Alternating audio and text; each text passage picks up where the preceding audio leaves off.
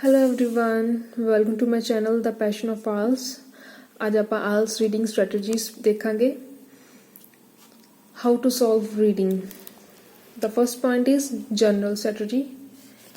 Skim read the article for general understanding. Look at the question and scan for keywords.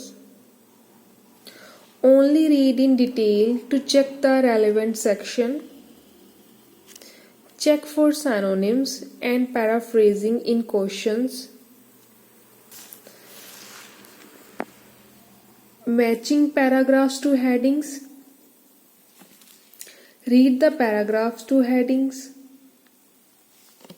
Read the first 2 or 3 sentences of the first paragraph.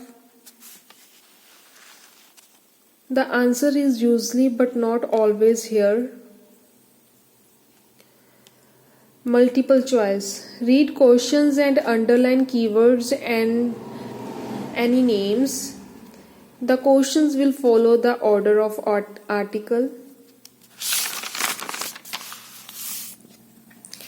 True, false, not given.